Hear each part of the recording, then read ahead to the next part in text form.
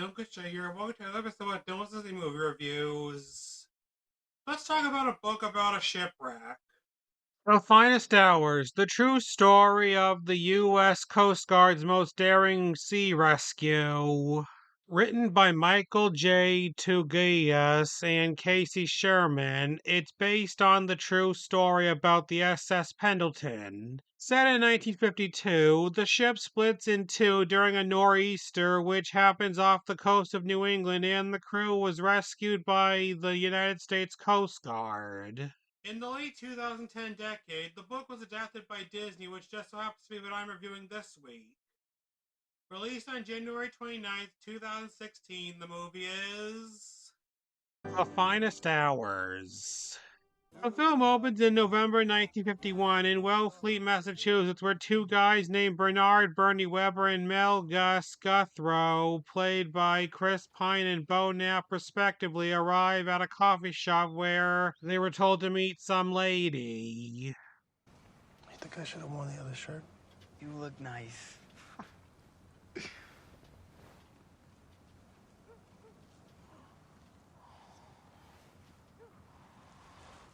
I don't know, Gus. Maybe she... What if she don't like the look of me or something? Bernie, come on. Are you sure? Are you serious? What about her? Aren't you dying to see what she looks like? She could be a dog. No, she in the dark. She could be. I already know what she looks like in my head. She in the dark. So, you've been talking to her for weeks on the phone, right? Yeah. Right?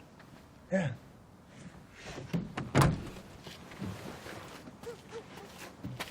If she likes you from talking to you, Bernie, and I don't think you gotta worry about her getting a good look at you.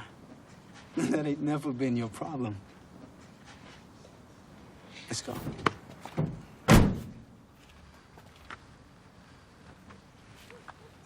Come on. Should have worn the other shirt. They then go inside where they meet Catherine Payne, played by Angela Hope Smith, who is friends with Miriam Pendleton. The lady who told Bernie to meet her there, played by Holiday Granger.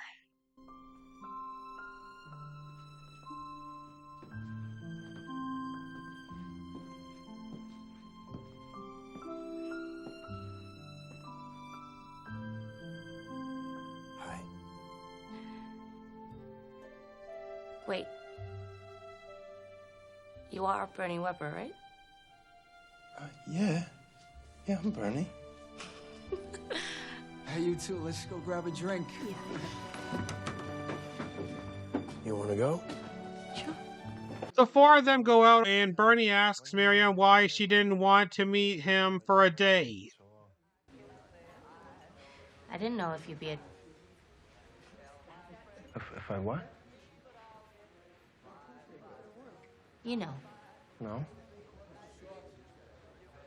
You're so handsome, I just didn't know if you'd be attracted to me. Oh, God, no, Miriam. You're exactly how I pictured you. Yeah? Oh, yeah.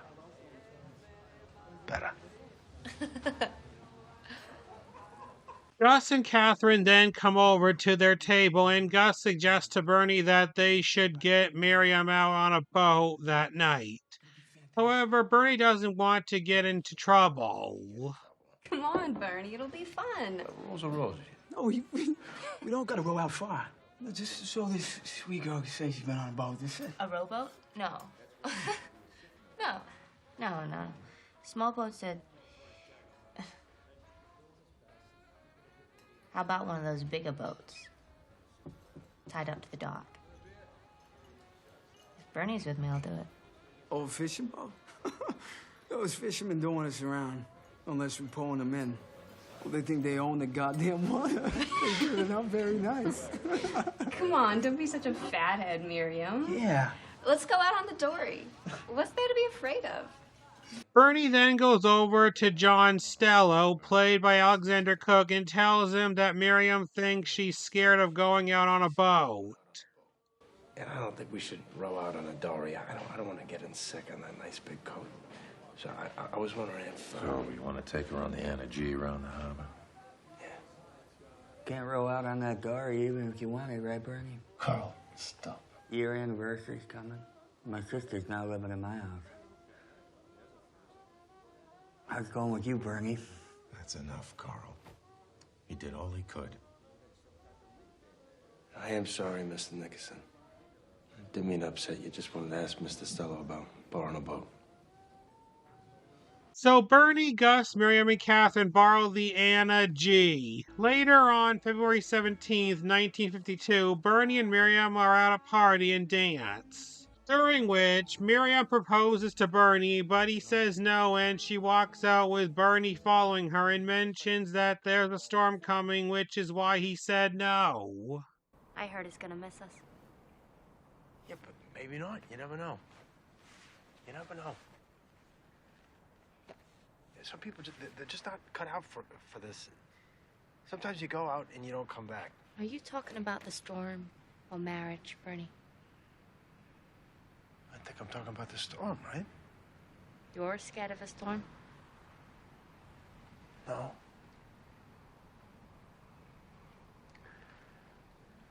I don't want to disappoint nobody. And I don't want to lose you. I love you. So, yeah, let's get married.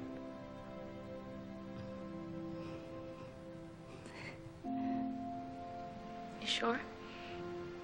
Oh, yeah. So they plan to get married on April 16th of that year. But first, Bernie has to ask Chief Warrant Officer Daniel Clough for permission. You gotta ask permission? Yeah, it's from my commanding officer. It's Coast Guard regulation. But promise, I'll ask him tomorrow. Okay, Bernie. Let's get you home.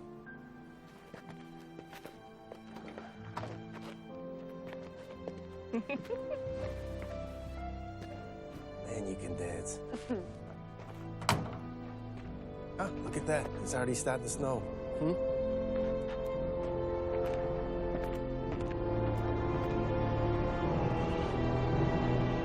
The next night, a T2 oil tanker called the SS Pendleton, which is 10 miles northeast of Chatham, Massachusetts, breaks in half.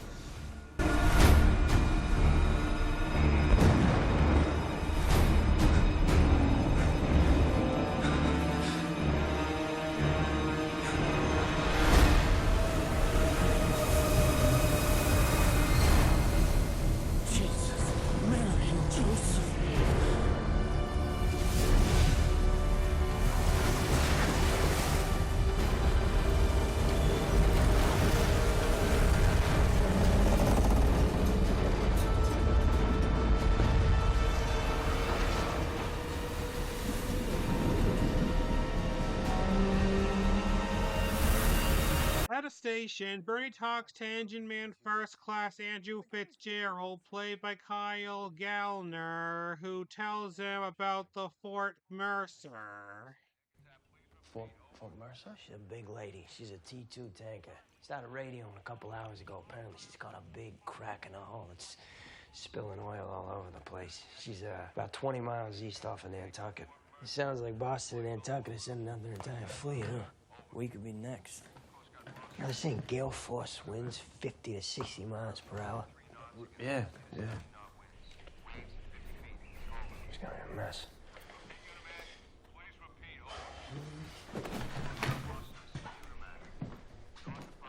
Oh, Bernie, Miriam called for you. Yeah. Good luck, pal. Bernie then tries to ask Clough, played by Eric Bana, for permission to marry Miriam, to which he says not now, and sends him to take a crew out and rescue the crew of the Fort Mercer. Meanwhile, on the Pendleton, Frank Pop Fottix, played by Graham McTavish, tells Ray Siebert, played by Casey Affleck, that Baby Seaman D.A. Brown wants to launch the lifeboats while Seaman Wallace Query wants to do nothing. Now, between them, the two of them are getting the men worked up. You...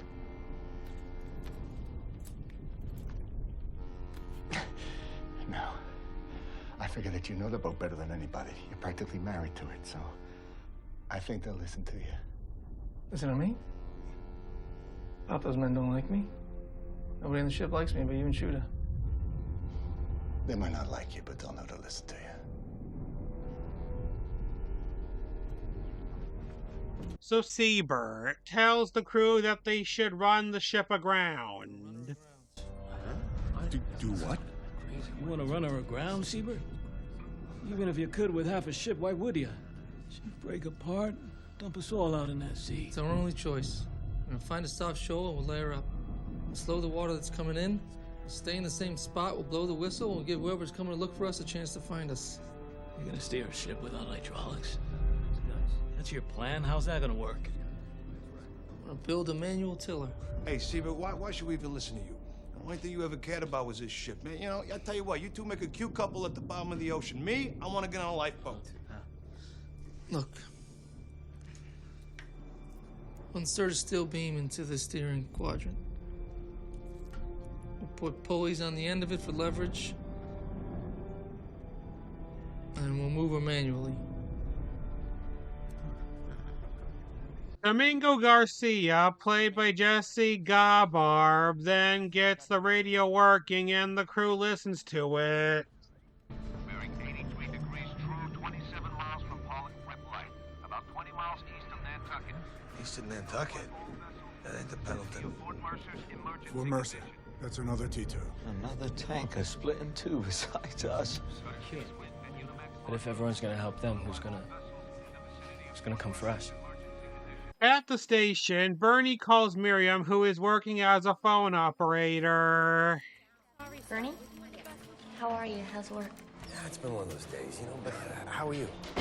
Hey, you're not the radar technician, are you? No. I was ordered to hole up here till the storm passes. Catch a ride back out to my light ship. You can go wait in the mess hall if you want to. Now's not a good time, you know. I gotta get ready, go down to the pier, type some boats, so... I wish you were here with me. I'm hearing all sorts of things about a ship breaking up, and I... Oh. Oh, are you okay? Yeah, we just lost our lights. You better go find them, then. Suckers dispatched. They were 36-footer to the Mercer. We got orders. You asked Clough yet? That's him, right? No, not yet, sweet. I'll explain later. I gotta go. Okay. I love you. I love you, too. Yeah, bye. Clough then tells Donald Banks, played by Benjamin Coldyke, to take the crew to take the 36500 out of the old harbor and head to the Fort Mercer. But Donald says they should take the 36383 out of Stage Harbor instead, because he doesn't think the 36500 would get them over the bar. What do you think, Weber? You're a bosun, mate, too. You know what it's like out there. Yeah, look, no one's getting over the bar in this weather, Mr. Clough. Nobody. It's a suicide mission. We should take the 36383 out of Stage Harbor. It'll take longer, sure.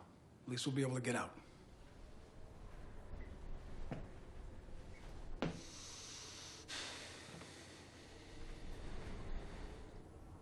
Godspeed, Chief.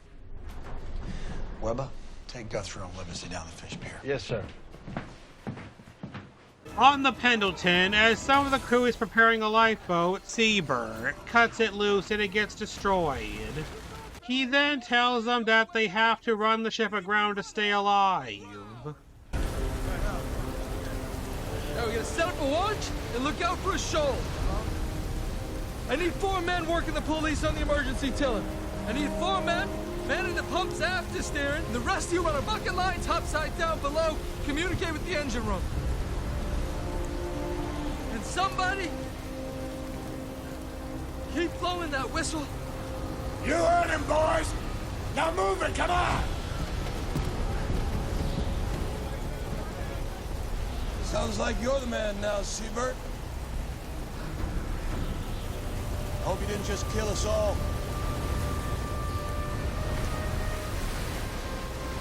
At the pier, Carl Nickerson, played by Matthew Meyer, tells Bernie that he saw a ship drifting near his house. Heard it whistle.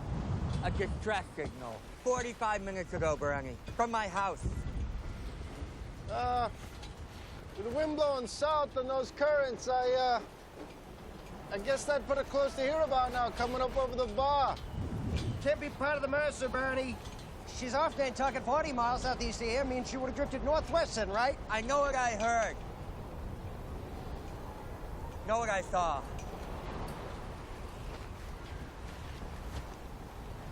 Okay, then, how about we go back to the station, see if we can get to the bottom of it? So they go back to the station where they find out that the Pendleton has also broken in half, just like the Mercer. My God. 2 tankers broken in half in one day. It's got to be some kind of record. Boston and Nantucket have dispatched all their boats to the Mercer. They can't make it here in this weather. Fluff then tells Bernie to have his crew take the 36500 over the bar to find the stern of the Pendleton. However, Mr. Stello and Dave Ryder, the latter played by Danny Connolly, tells Bernie that this is suicide.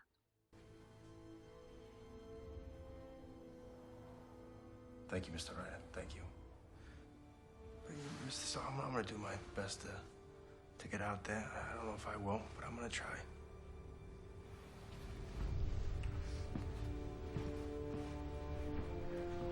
So he gets the crew together and they head out. On the Pendleton, it's heading for a shallow. We can make that! Rudder 15 degrees to port. Half speed if we want to hit it head on. Gotta make a turn 80 degrees under compass to 310. Rudder 15 degrees port. Half speed. 80 degrees to 310 on compass. 15 degrees port, half speed, 80 degrees to 310 on compass. Rudder 15 degrees port, half speed, 80 degrees to 310 on the compass. Rudder 15 degrees port, half speed. Rudder 15 degrees port, half speed,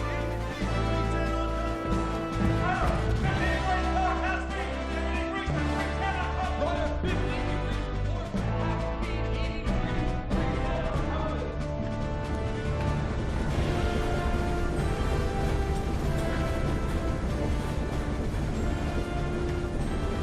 Rudder 15 degrees port, half speed, 80 degrees to 310 on compass. Rudder 15 degrees port, half speed, 80 degrees to 310 on compass. Thank you, Eldon.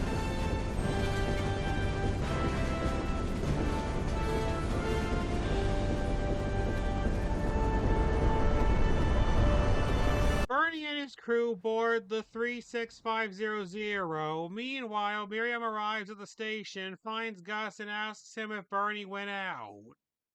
Miriam, what are you doing here? Did he? Your club's on him. Miriam then hears Bernie's crew on the radio and asks Mr. Stello what it's like out there. Shoals on that bar, never the same place twice. Flood currents carrying them big ocean swells that rise up when they hit the shallows crash up against that bar. Outgoing tide crashes up against that bar. That man shouldn't have sent them out to cross that bar in a storm like this. Maybe they can turn back. Maybe they get lost before. Can't get out. You know Bernie, right? You know he won't get lost out there. You know he follows the rules. Yeah, we know. We all going down at the pier soon, see if there's anything we can do down there.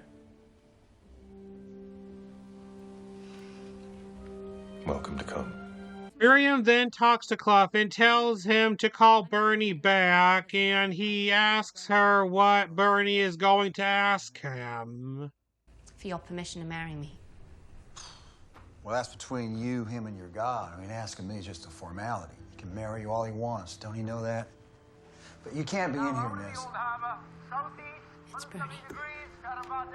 36500 Station Chatham. Proceed as directed towards Pendleton Stern. I didn't copy that, Station Chatham.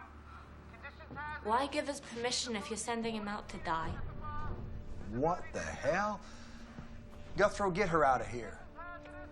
Sir, winds have gone from 40 to 60 since the call first come in. There's gonna be hurricane strength in an hour. Guthrow, he's got his orders. You get her out of here, and you get yourself to bed. You're too sick to be in here.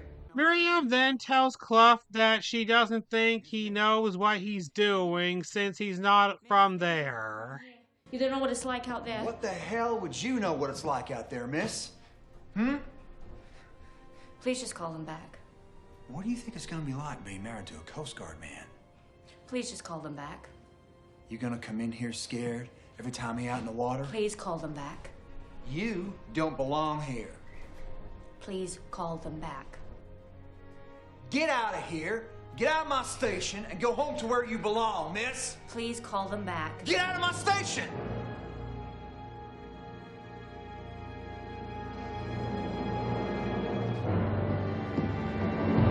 Miriam then leaves and drives away in her car, but she hits a snow pile.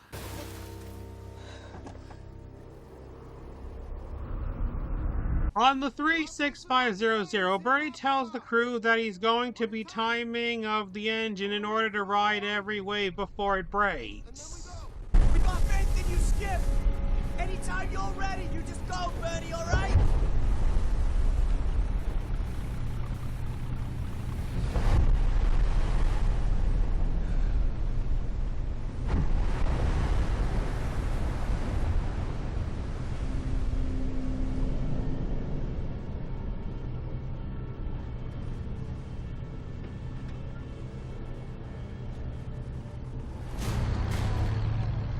So as they get through the wave, they lose the compass and then the engine stops working. But luckily, Andrew manages to get it working again and they continue going through the waves.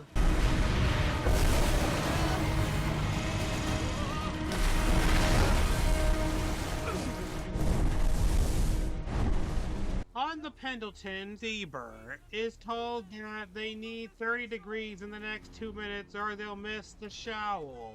So he tells the crew to put the ship into reverse to let the ocean push it, and suddenly the hull hits the reef.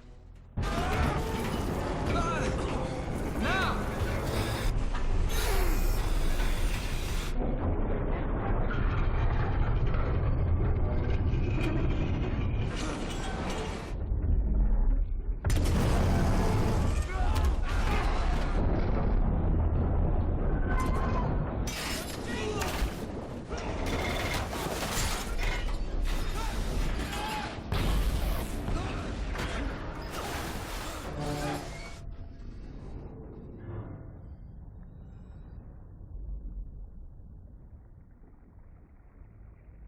Meanwhile, Miriam sees a car coming and asks the driver for help.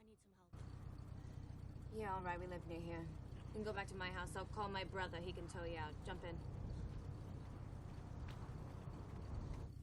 in. Thank you. You don't got a coat? You can move that. We're bringing it down to St. Martin's in case there are any survivors. I left my coat at the Coast Guard station. You got a man there? Stop it. He's not there right now. It's Bernie Weber. Yeah. Bernie, he's a good man.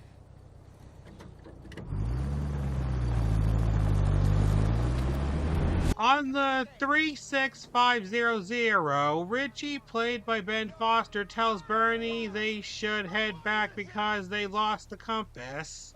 But Bernie says he got them out that far and too far to turn back.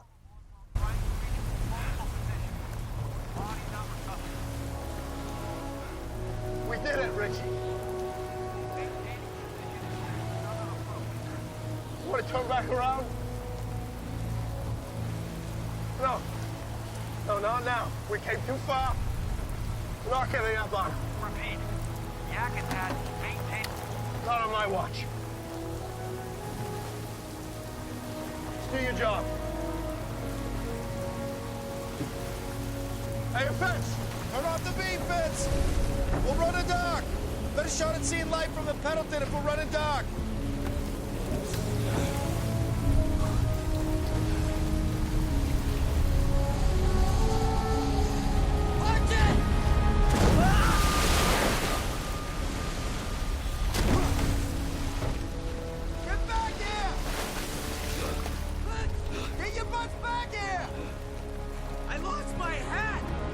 Miriam's then taken to the woman's house where she calls her brother to get Miriam's car, and Miriam listens to the radio.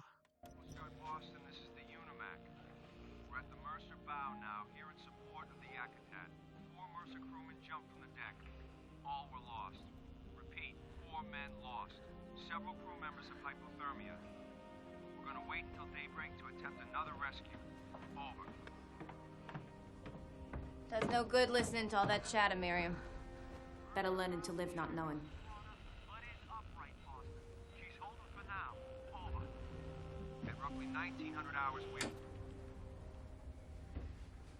They then head out to meet the lady's brother, and it's Carl.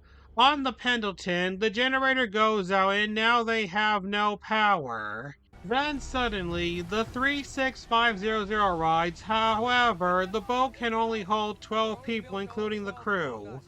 The men on the Pendleton start falling off while climbing down, and the boat saves them.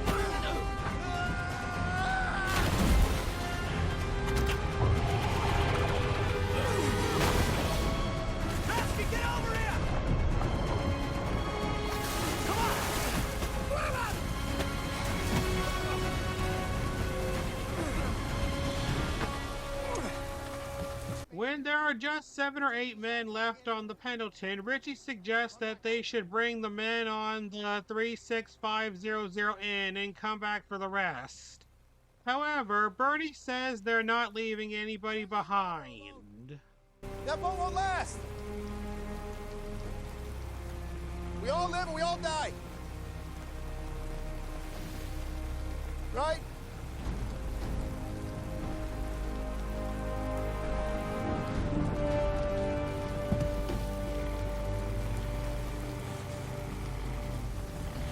Once they're all on the 36500, the Pendleton sinks and Bernie calls the station to tell Clough that they've rescued 32 survivors. However, they don't know how they're going to get back without a compass. Can't get back without a compass. Not in this weather. We're gonna make it back. You lost your compass, Weber. Negative 36,500. This is the Pollock lightship. Do not proceed to shore. We're 5 miles northeast of the Pendleton's last known location. Proceed to our position. Over. CG 36500 station chatter. Proceed to the Pollock lightship and unload all survivors. Over. What do they know, right? Right, Richie? CG 36500. You copy. They know where they are. Someone tell me where I am, because I don't know where the hell we are. Weber, do you copy? Oh, that out to sea. No. This is station chatter. Do you copy? We just got you all off a boat, so there's no way we're gonna get you all back up one. So they start to head back, and many people head to the pier in their cars. Miriam turns her car lights on, and so does everybody else, to help the men on the 36500 find their way home.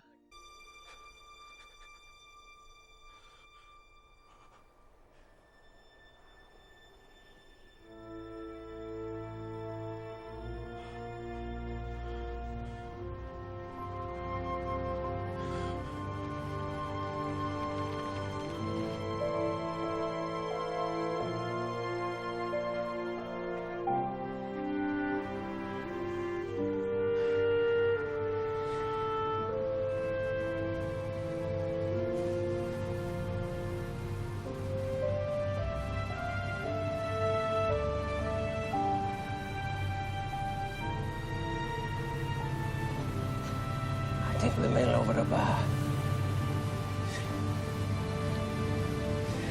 think high tide carried us over. You see that?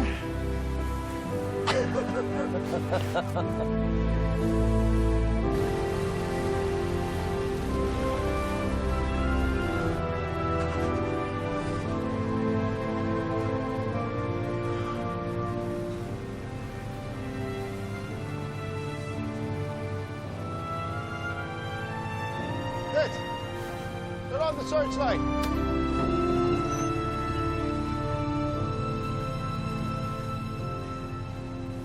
Soon enough, they make it to the pier, and Bernie and Miriam are reunited as they head home.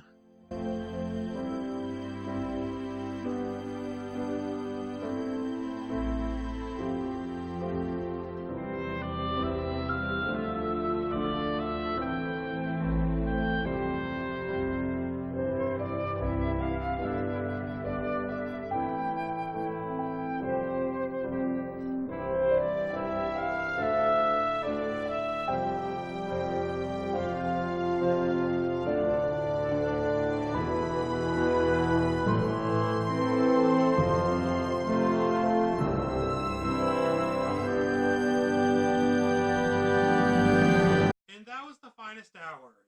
My thoughts? It was pretty good, but not really all that memorable. On a budget of between $70 million and $80 million, the movie grossed $27.6 million domestically and $24.5 million from the rest of the world for a total of only $52.1 million worldwide and got mixed reviews from critics. In the end, I give this film a rating of 3 stars out of 5. Well, that's it for the finest hours.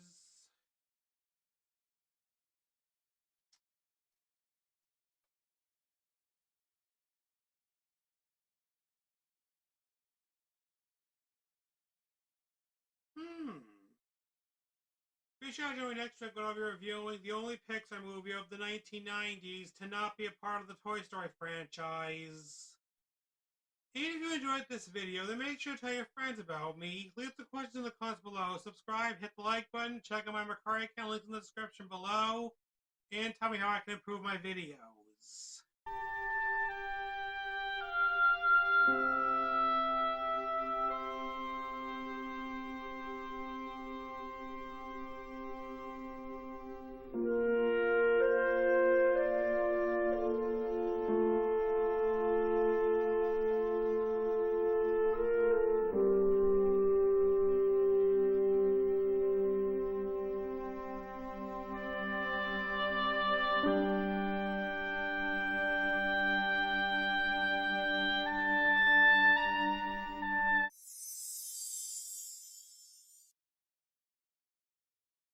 Hey, Pops. What do you know about this weather? It's killing me and young Eldon here. Tiny, sure it's the weather? Maybe it's your singing.